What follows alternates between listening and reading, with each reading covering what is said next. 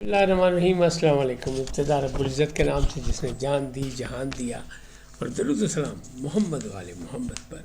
Iron के साथ नासिर नकवी हाजिर खिदमत है।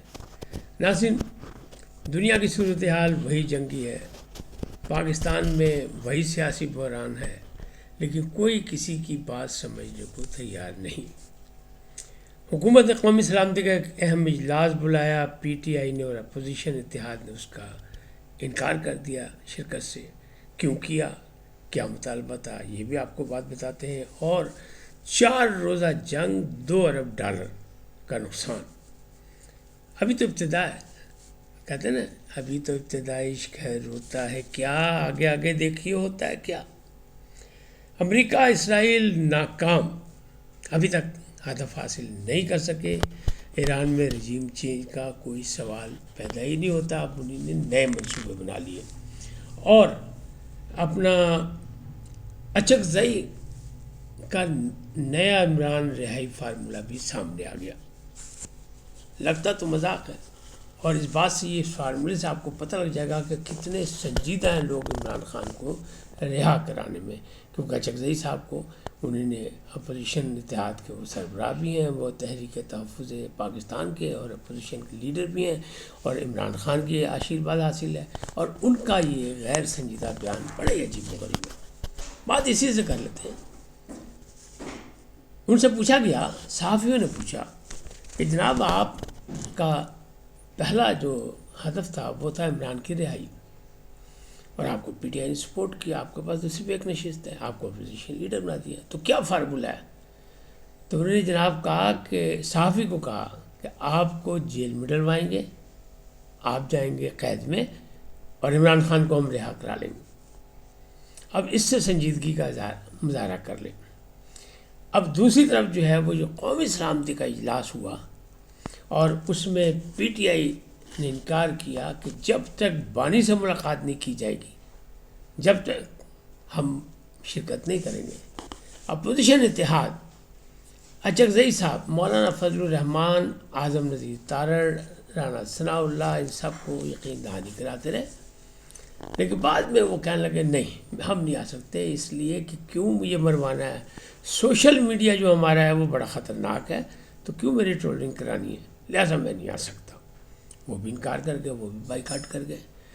बैरिस्टर गौहर खां कहते हैं कि जनाब जहाँ जाने का फ़ायदा ही कोई नहीं था, इसलिए हम फ़ोटो सेशन के लिए नहीं जा सकते, पहले हमारी बात मानी जाए। यानी मशरूत तो हुकूमत कोई बात मानने को तैयार नहीं। वो कहते हैं इमरान खान जो हैं वो जेल में है, पंजाब हुकूमत की जेल में है, अदालतों ने फ़ैसला किया है, उसमें हम आपकी कोई मदद नहीं कर सकते। अब इसके बावजूद वो कहते हैं नहीं, हम तो सेशन के लिए नहीं जा सकते। मसला वही है कि ट्रोलिंग शुरू हो जाएगी, जो जाएगा उसकी ऐसी तैसी हो जाएगी। अब जो बात करते हैं कि 4 रोज़ $2 अरब का नुकसान, जंग जारी है पाकिस्तान में भी, यानी अफ़गानिस्तान की तरफ से, और कौमी सलामती के मामलात पे ही हुकूमत पाकिस्तान ने सबको इकट्ठा किया, तमाम पार्लिमानी लीडर्स को, तमाम आए। और जिन लोगों ने ये देखी फुटेज, वो आपने देखा कि वज़ीर आज़म के एक जानिब जो है बिलावल भुट्टो ज़रदारी बैठे हैं, दूसरी जनाब मौलाना फजलुर रहमान बैठे हैं। मकसद यही था कि आए मिल के बैठें पार्लिमानी लीडर, जिसमें MQM भी था, बाकी भी जमातें थीं। तो मकसद यही था कि आए बैठें, फ़ैसला करें कौमी सलामती के मामलात पर, अफ़गान के मामलात, यानी पाक अफ़गान लड़ाई जो हो रही है, या जो ऑपरेशन हो रहे हैं ग़ज़बे लिल हक़, उसकी बात करें कि वहाँ क्या है, उसकी क्या सूरत है। उसकी ब्रीफिंग दी गई कि हमने बडग्राम को भी बिल्कुल तबाह कर दिया, इसलिए कि वहाँ पे मराकज़ मौजूद थे, और अफ़गान हुकूमत यानी तालिबान हुकूमत जो है अभी तक हमसे राब्ते में नहीं, ना वो कोई दहशतगर्द हमारे हवाले करना चाहती है, ना हमसे कोई रब्ता करना चाहती है। वो इसी तरह तो हम भी खुफिया मालूमात पर ये ऑपरेशन जारी रखेंगे। हमारी जंग कोई नहीं है, हम जंग नहीं लड़ रहे, हम खुफिया मालूमात पर ऑपरेशन कर रहे हैं, और ये हम करते रहेंगे, इससे हम बाज नहीं आएंगे। तो ये उन्होंने ब्रीफिंग में भी दे दिया, कह दिया। दूसरी तरफ था यही मशरक़ वस्ता का, कि इसमें हम इत्तेहादी हैं सऊदी अरब के। अगर सऊदी अरब ने मदद मांगी, जैसे पहले कहा, तो हमने खामोश सफारती किरदार अदा किया। ये नायब वज़ीर आज़म ने पार्लियामेंट को बताया था, और वो ये कह रहे हैं कि हम राब्ते में हैं, कि ईरान से हम कह रहे हैं कि नहीं, देखें हमारा उनका मुआहदा है, अगर उसने हमें बुला लिया फिर हमें सामने आना पड़ेगा, लिहाजा आप हाथ थौला रखो।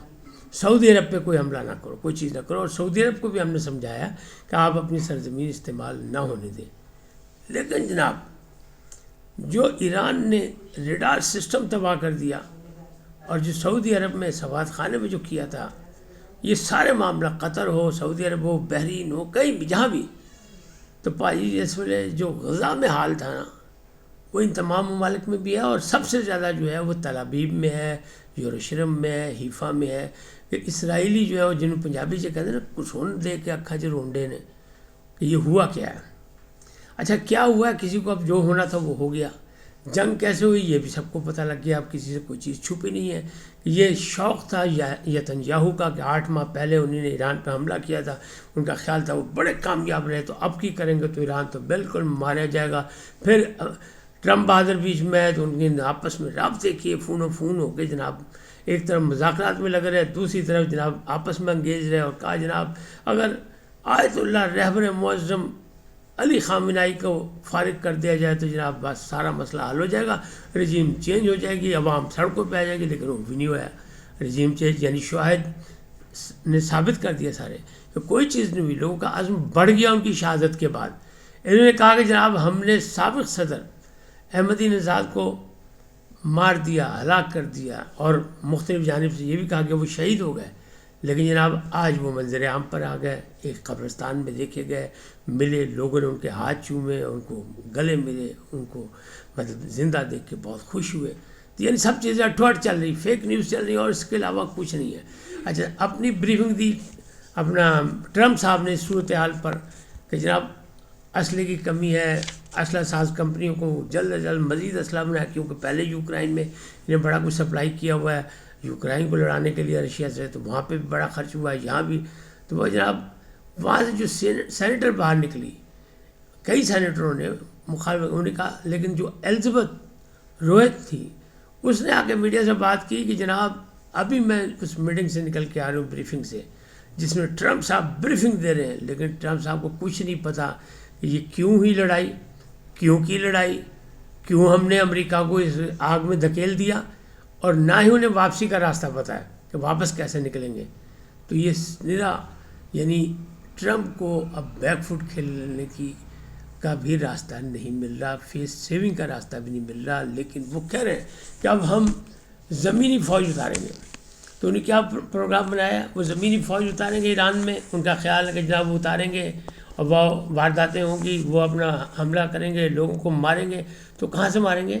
وہ کردستان سے، جو کرد پہلے سے ہی ایران سے لڑ رہا ہے، ہمیشہ سے ناراض ہے، تو انہوں نے کہا اس کو پھر ایک دفعہ کرتے ہیں، اور ان کے ایک لیڈر ہیں مصطفیٰ حجری، ان سے ٹیلی فون پہ بات کی ہے ٹرمپ نے، ذرائع کا دعویٰ ہے کہ ان سے بات کی ہے کہ جناب تیار ہو جاؤ، اچھی مال بھی دیں گے، اسلحہ بھی دیں گے، بندے بھی دیں گے، سپورٹ بھی کریں گے، تو ہم ادھر فوجیں اتارتے ہیں، ان کے ساتھ مل کے آپ کو سپورٹ کرتے ہیں اور گھس جائیں ایران کے اندر، اور پھر عوام کو جو حکومت مخالف لوگ ان کو ملا کے ساتھ اور تختہ الٹ دیں۔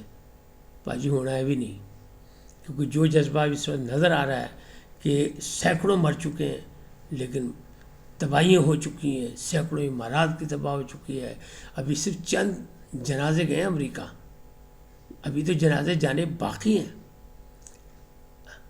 ابنائے ہرمز جو ہے وہ بند ہے، ابھی تو چیخیں اٹھنی باقی ہیں، معاشی صورتحال جو ہے وہ گڑبڑ ہو گئی ہے اور مزید ہوگی۔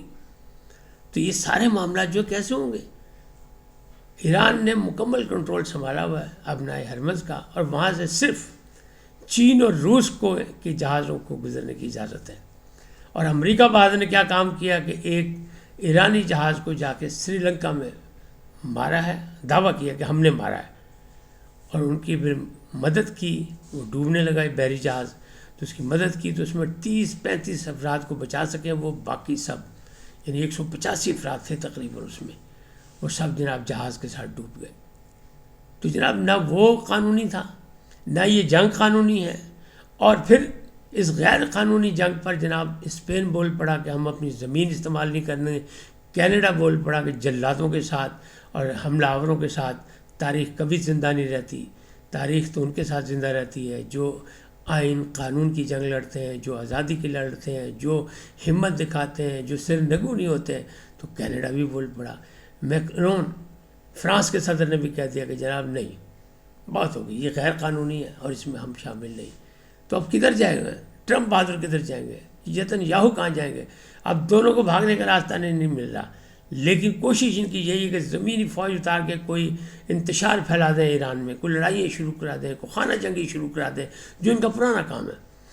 آپ یہ دیکھیں کہ ہزاروں، اب تک 4 دن کے اندر ہزاروں حملے ہو چکے ہیں. اور مطلب جو ہے کیا کہتے ہیں، اگر ویتنام کی جنگ دیکھیں تو وہاں ہر 1 گھنٹے بعد یا 8 گھنٹے بعد جو ہے وہ ایک حملہ ہوتا تھا. اس طرح کچھ ایسا تھا، کوئی مجھے پورے صحیح طریقے سے یاد نہیں آ رہا.